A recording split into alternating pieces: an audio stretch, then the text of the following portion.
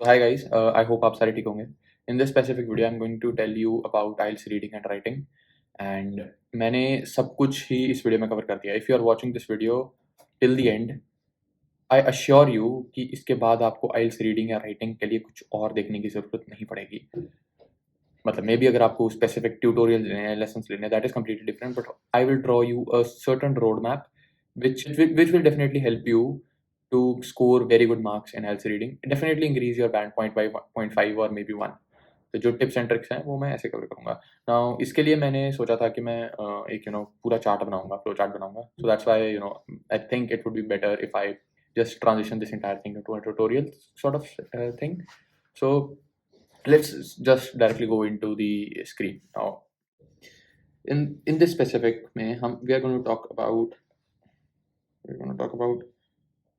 IELTS reading. पहले हम reading की बात करते हैं. राइटिंग के लिए मैं बिल्कुल ही अलग से वो बनाऊंगा, बिल्कुल अलग से फ्लो चार्ट बनाऊंगा.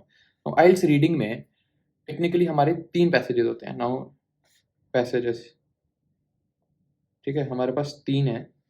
द फर्स्ट वन इज आपका जो सबसे ईजीएस्ट होगा, सेकंड वन इज आपका थोड़ा मीडियम होगा, थर्ड वन इज आपका हार्डेस्ट होगा. ठीक है. एक्सक्यूज माई हैंड राइटिंग, क्योंकि मेरी हैंड राइटिंग अभी थोड़ी सी खराब है. एनीवेज, मैं आपको बारी बारी इजी, मीडियम और हार्ड के लिए एक्सप्लेन करूंगा कि आपको कैसे कैसे करना है. Now usually there are like 14 questions या 13 क्वेश्चंस. टोटल 40 क्वेश्चंस होते हैं and you have to score above 33, 34, 35, 36 to score good marks in IELTS. Like if you want to score more than 7 bands, आपको usually आपको score जो करना पड़ेगा that will be around so वो आपको जो score करना पड़ेगा वो score होना चाहिए आपका 7.5 से 7 के बीच में, अगर आपको अपना IELTS band score करना है. This is like the perfect thing, best. इसके अगर आपका 7, 7.5 आ रहा है रीडिंग में, you are very good at English. अगर आपका 6 आ रहा है या 6 या 6.5 आ रहा है अभी, I think you need more practice. अगर आपका 5 या 5.5 आ रहा है, आई थिंक आपको सीरियसली प्रैक्टिस की ज़रूरत है.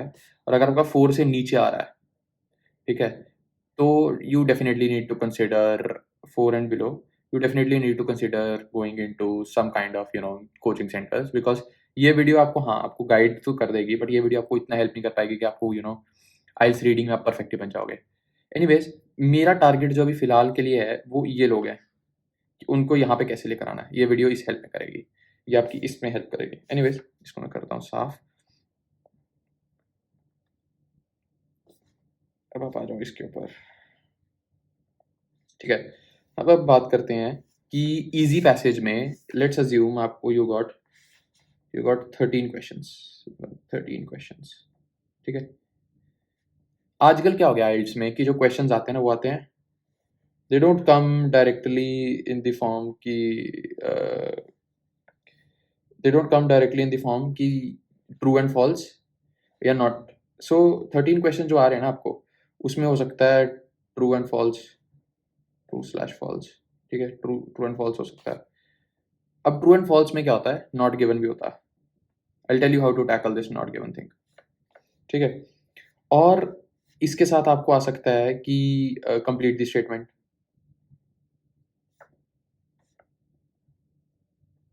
ठीक है. इसके अलावा आपको जो आ सकता है कि फिलिंग द ब्लैंक्स.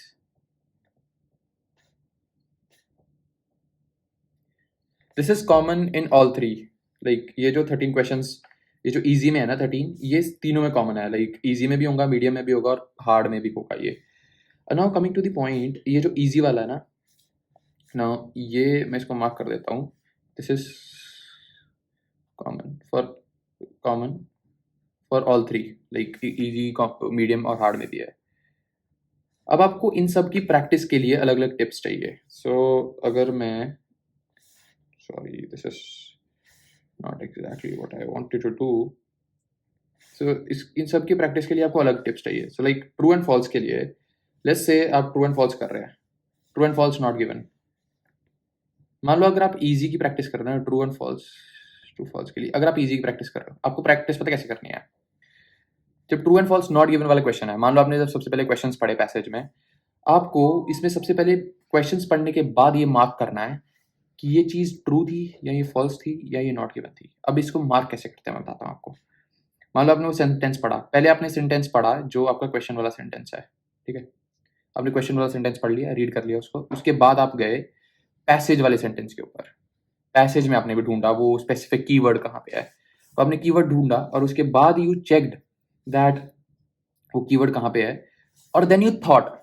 अब सोचना कैसे है इसमें, मैं बताता हूँ आपको सोचना कैसे है। अगर फैक्ट्स मैच कर रहे हैं ना, लेट्स से कि राम या maybe Ram ate chocolate, ये फैक्ट है। तो अगर ट्रू एंड फॉल्स में ये होगा ना, ट्रू एंड फॉल्स पता कैसे होगा, राम एट, यहाँ पे होगा ट्रू फॉल्स या नॉट गिवन। तो अभी आप इसमें क्या मार्क करोगे, राम ने खाया तो, पर राम ने क्या खाया ये बताया नहीं है, तो इसमें नॉट गिवन आएगा। बंदे यहाँ पे गलत करेंगे, क्या गलत करेंगे, वो यहाँ पे ट्रू मार्क कर देंगे, जो कि आपका गलत हो जाएगा, इफ दैट मेक सेंस। तो आपको कंप्लीट स्टेटमेंट ढूंढनी है, अगर स्टेटमेंट कंप्लीट होगी तभी ट्रू मार्क करना है, अगर स्टेटमेंट कंप्लीट नहीं होगी तो उसको नॉट गिवन मार्क करना है, ये याद रखना। यूजुअली आपकी जो सिली मिस्टेक्स होती है ना, उन सिली मिस्टेक से आपका आइल्स का बैंड का स्कोर बहुत ज्यादा वेरी कर जाता है, बहुत ज्यादा फर्क पड़ जाता है स्कोर के अंदर। तो जस्ट मेक श्योर कि जो आप ये मार्क करोगे ना, वो स्टेटमेंट पूरी हो। यूजुअली जो इन्फॉर्मेशन दी होती है ना, वो इन्फॉर्मेशन कुछ कमी होगी इन्फॉर्मेशन में, या ट्रिक क्वेश्चन होगी, यूजुअली आंसर फॉल्स या नॉट गिवन ही होगा, फॉल्स या नॉट गिवन। जैसे true false not given answer आए, सबसे पहले बी इन योर हेड कि usually like majority of the times इसका आंसर फॉल्स या नॉट गिवन होगा। True chances are less, because just imagine कि इन तीनों के करेक्ट होने के चांसेस 33% है, but that's not true. True के सही होने के चांसेस आर लेस, लाइक 20% होते हैं, 25% होते हैं। सबसे ज्यादा नॉट गिवन या फॉल्स होता। It is just the way कि जैसे एमसीक्यूज में ए बी सी डी के आंसर होते हैं ना, ऐसे ऐसा नहीं होता। I think I read some statistics somewhere which said that A B C में से सी के चांसेस सबसे ज्यादा होते हैं सही होने का। तो ये आप याद रखना, because after all who is anyone who is setting the paper, they are also humans. ये आपका ट्रू एंड फॉल्स का हो गया। उसके बाद let us go to the next thing which is complete the statement part. Complete the statement, okay. Now complete the statement में आपने कैसे होगा, तो उसके अंदर कंप्लीट द स्टेटमेंट में क्या है, आपको एक स्टेटमेंट, आपको जो पैसेज दिया होगा, अगेन इसमें भी आपको पहले पैसेज नहीं पढ़ना, इसमें आपको पहले क्वेश्चंस पढ़ने हैं। अगर आप पहले पैसेज पढ़ने लग पड़े ना, तो आपको थोड़ा टाइम वेस्ट होगा, बट उसको मैं आपको ट्रिक बताऊंगा कि आपको कौन से पैसेज पहले पढ़ना है। आपको मीडियम हार्ड वाला पैसेज पहले पढ़ना पड़ता है, इजी वाला पहले पढ़ने की जरूरत नहीं है। If you are good in English you don't need to read the easy वाला पैसेज पहले। तो आपने मान लो complete the statement, complete the statement वाला ना ये, so let's say complete the statement वाला क्वेश्चन आया और उसमें आपको स्टार्टिंग मे बी स्टार्टिंग में नहीं, मे बी आपको एंड में दिया है। तो कंप्लीट दी स्टेटमेंट वाला क्वेश्चन में आपको एंड में दिया है, सो सॉरी फॉर दिस। आपको एक कुछ दिया, मान लो कि Ram along with his sister comma went to, आगे बहुत बड़ा सेंट वो डाल दिया हुआ है नाउ, और नीचे ऑप्शंस है ए बी सी डी। अब कभी कभी सबसे बड़ी प्रॉब्लम क्या होती है कि हमें सारे ऑप्शन सही लगते हैं, हम लगते हैं कि यार ए बी सी डी सारे सही हैं। कोई भी एमसीक्यू करने का बेस्ट तरीका होता है एलिमिनेशन मेथड, ठीक है। एलिमिनेशन मेथड में क्या है, मान लो आपने एक इक्वेशन या आपने वो पूरा पैसेज पढ़ चुके हो, आप एक बार आपने वो पैसेज पढ़ा, आपको सबसे पहले क्या करना है कि वो जो आपने पढ़ लिया ना, जैसे ये राम राम, इसमें कीवर्ड क्या है, लेट्स हाईलाइट द कीवर्ड्स ना। राम है कीवर्ड एक तो, ठीक है, अलॉन्ग विद हिज सिस्टर है कीवर्ड। तो आपको पैसेज में जाना है, आपको वो पैसेज में सिस्टर और राम ये दोनों ढूंढना है, ठीक है, जहाँ पे सिस्टर और राम आ रहा है। अब यूजुअली इसमें मेन कैरेक्टर कौन है, राम है, तो आपको क्या करना है, पूरे पैसेज में राम वर्ड जहाँ जहाँ पे हैं वो तो हाईलाइट तो आप करोगे ही ऑफकोर्स पैसेज में, उससे पहले आपने कोई क्वेश्चंस किए होंगे। आपको अब वो चीज़ हाईलाइट करनी है जिसमें उसकी सिस्टर का भी रेफरेंस है। ये एक एग्जांपल लिया है मैंने, तो I hope you are getting my point. उसके बाद क्या करना है आपको, फिर आपको एक चीज ढूंढनी है कि इसमें एक्शन क्या है ना। आपने नाउन्स तो हाईलाइट कर दिया, अब इसमें वर्ब ढूंढो, तो वर्ब इसमें क्या है, वेंट, ठीक है। आपने वेंट ढूंढा, वेंट मतलब ये कहीं गए थे, तो आपने क्या करना है, ये राम सिस्टर वेंट, इसमें तीन चीजों के नाउन्स और वर्ब आपने हाईलाइट कर लिया। अब आपको वो चीजें ढूंढनी है कि जहां जहां पे ये तीन चीज, जहां जहां पे वर्ब भी है, जहां जहां पे नाउन है, जहां जहां पे ये है। Once you are done with this, आपको एलिमिनेशन मेथड लगाना है। अब आप एलिमिनेशन मेथड कैसे लगाओगे, आपने देखा कि हाँ ये पहली वाला सेंटेंस राम वेंट है, इसमें दोनों ये तो नहीं है। दूसरा है राम अकेला गया था, नहीं ये नहीं है। ये तीसरा है एग्जैक्टली। तो आपने देखना है कि डी सही हो सकता है, नहीं डी का तो कोई और ही ऑप्शन है, ये नहीं सही हो सकता। ए है, नहीं ये नहीं हो सकता। बी है, ये नहीं हो सकता। सी सही है। इसमें एलिमिनेशन लगाओ। Always whenever you are doing MCQs, just remember one basic thing: you have to take down, chuck the options which are not correct first. Usually what people do is they are looking for the correct options. You don't have to do that. आपको सबसे पहले गलत options तो निकालने हैं। Like अगर ए B C D है ना, तो सबसे पहले उन ऑप्शंस को तो आउट करो कि भाई डी तो बिल्कुल नहीं है, बी भी नहीं है। तो अभी आपको सिर्फ ए और सी में डिसाइड करना है। ठीक है, ए और सी में डिसाइड करना बहुत आसान होगा, and this will even reduce कि आप कितना टाइम इस क्वेश्चन के ऊपर लगा रहे हो। आई होप मैंने कंप्लीट दी स्टेटमेंट वाला अच्छे से एक्सप्लेन कर दिया है, क्योंकि कंप्लीट दी स्टेटमेंट में usually A B C D option तो होते ही होते हैं। ठीक है, उसके बाद आप आ जाओ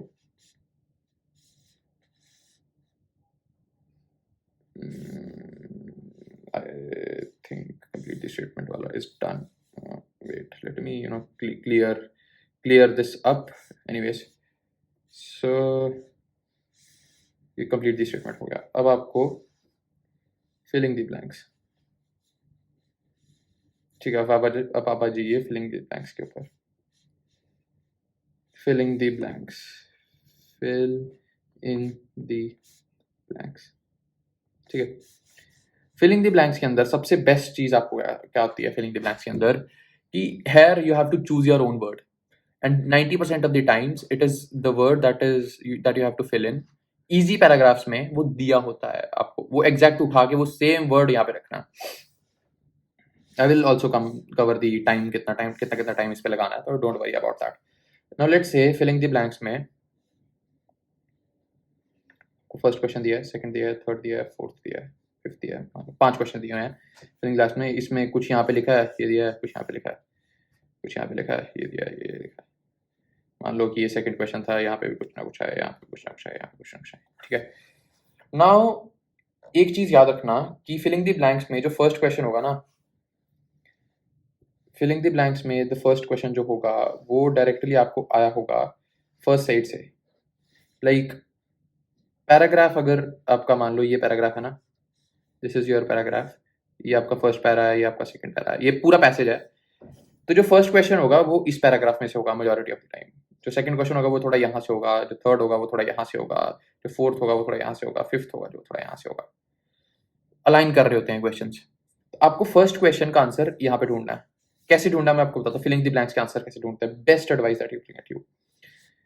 मान लो ये पैसेज है, कुछ सेंटेंस लिखा है, शाम had nothing in his pocket and was devastated। ठीक है, फिलिंग द ब्लैंक्स में आया कि शाम कुछ आ गया, और आपने वहां पे देखा कि हाँ भाई शाम का ये सीन है, एंड देन यू वेंट शाम हैड नथिंग। यूजुअली इसमें हाईलाइटेड वर्ड क्या है, तो इसमें हाईलाइटेड वर्ड आपका एक तो पॉकेट है।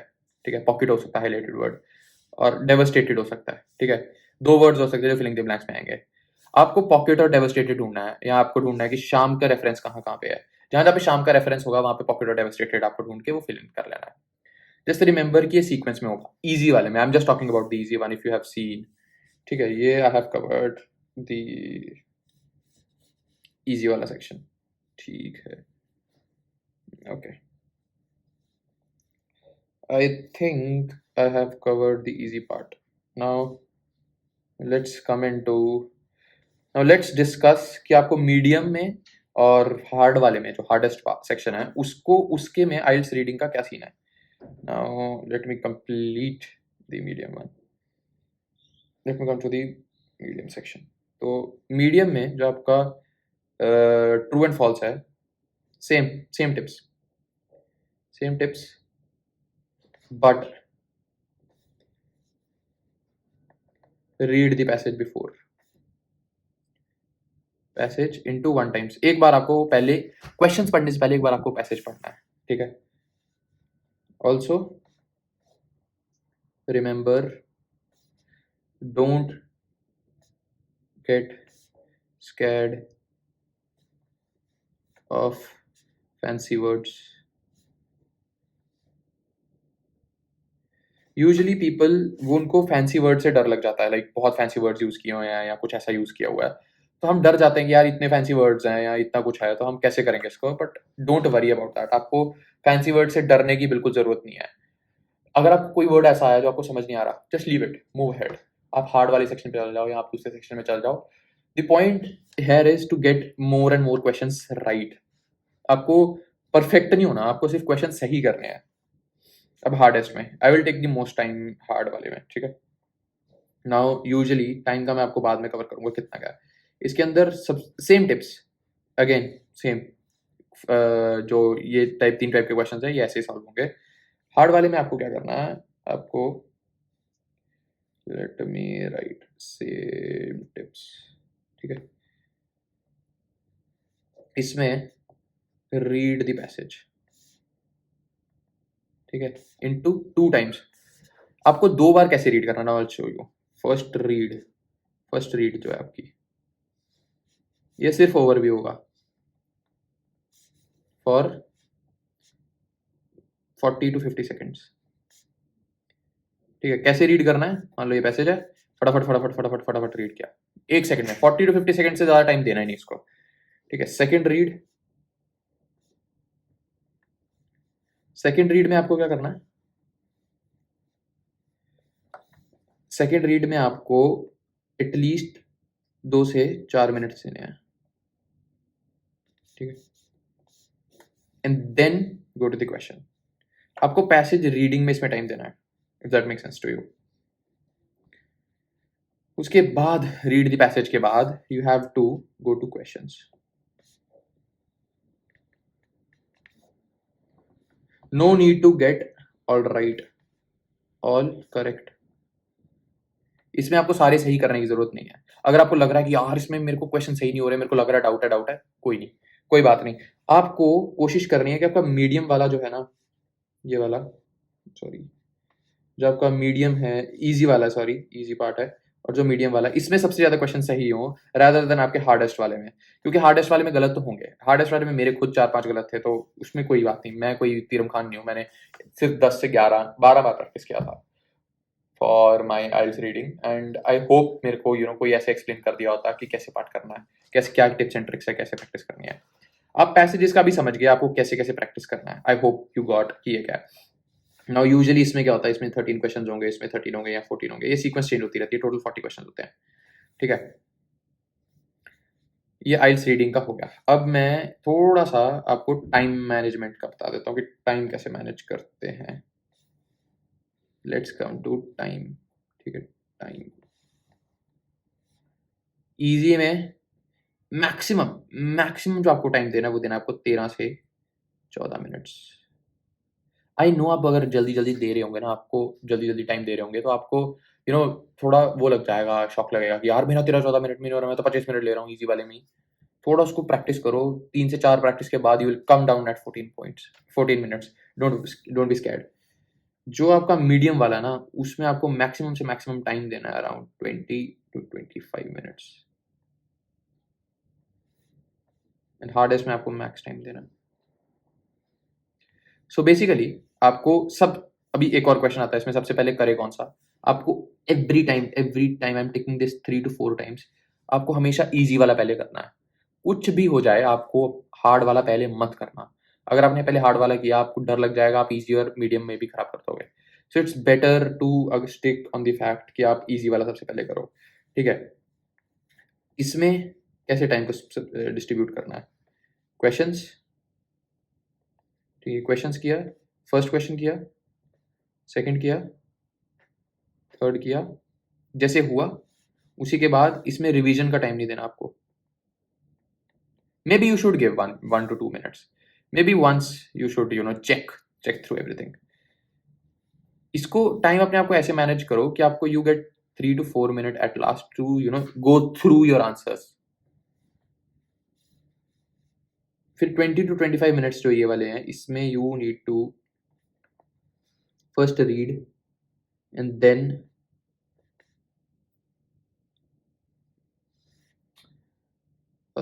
mark the answers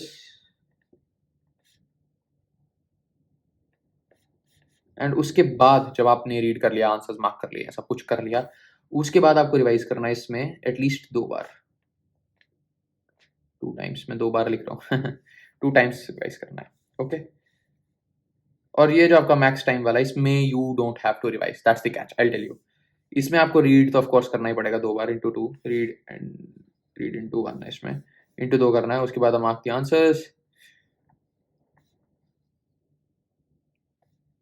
and after that you have to no revision. I tell you क्यों नो रिविजन बोल रहा हूँ इसमें, ठीक है। इसमें नो रिविजन क्यों बोल रहा हूँ मैं, क्योंकि the most interesting thing is जब आपने ये सारा कर लिया ना, उसके बाद you will revise IELTS reading का इन एंड में। तो आई होप इसके बाद आपके पास एटलीस्ट 5 से 7 मिनट बचे। जब आपके पास 5 से 7 मिनट बचेंगे ना, तो आपको वो 5 से 7 मिनट में बैठ के आपको पूरा रिवाइज करना है, एंटायर पूरा रिवाइज ही लिख रहा हूँ मैं। So once you are done with this, आपने पूरी रिवीजन कर दी, सब कुछ कर दिया, आपका आइल्स रीडिंग में ये ओवरव्यू क्रक्स है, करते कैसे हैं पूरा मैनेज मैंने कर दिया। अब आपको इंप्रूव कैसे करते हैं आइल्स रीडिंग को, वो बता देता हूँ। अगर आपको इसका स्क्रीनशॉट लेना, प्लीज स्क्रीनशॉट ले लीजिए, एंड मैं इसको मिटा देता हूँ पूरे को, ठीक है। IELTS reading is little bit easy, like इसमें मेरे को ऐसा लगता है कि अगर आपको इसमें ट्रिक पता लग गई ना, तो आइल्स रीडिंग आपको सबसे आसान लगेगी, इवन यू नो वो, but it is very subjective. किसी लोगों को आइल्स रीडिंग आसान लगती है, किसी को स्पीकिंग बहुत आसान लगती है, किसी को लिसनिंग बहुत आसान लगती है। मेरे को खुद लिसनिंग बहुत आसान लगती थी, क्योंकि listening is like just being attentive and being concentrating on the वो। Now we are still discussing IELTS reading, ठीक है। मैंने पैसेज और टाइम कवर कर दिया है। अब मेरे पास एक और जो टॉपिक है टिप्स का, कि टिप्स क्या है आइल्स रीडिंग है। ये सिर्फ टिप्स है, and then we will move to IELTS writing में। अब टिप्स क्या है आइल्स रीडिंग के, I'll share that with you now. The one of the best tip that I can give you for IELTS reading is always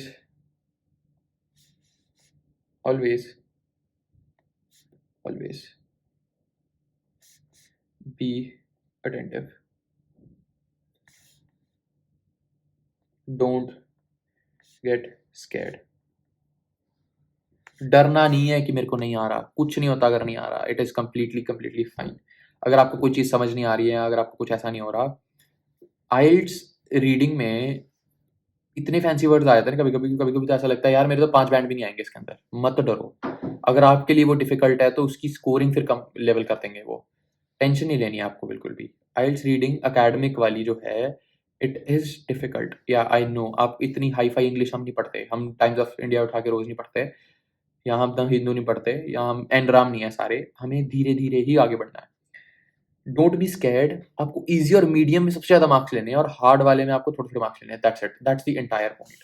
now easy and medium, they should be perfect, like perfect.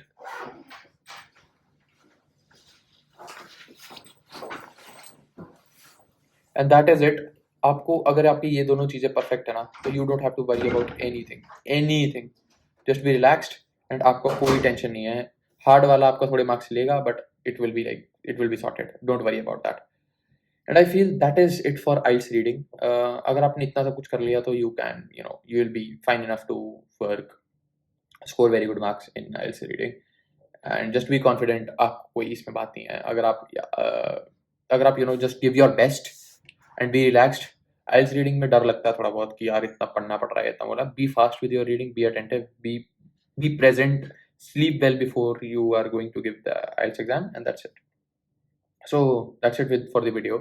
I hope you liked the video and you enjoyed any part of it. If you took anything from the video, या आपको कुछ भी ऐसा लगा कि मेरी help हुई है इसमें, don't mind giving me a like or sharing this video with anyone who is preparing for IELTS reading anytime soon. Like, share, subscribe.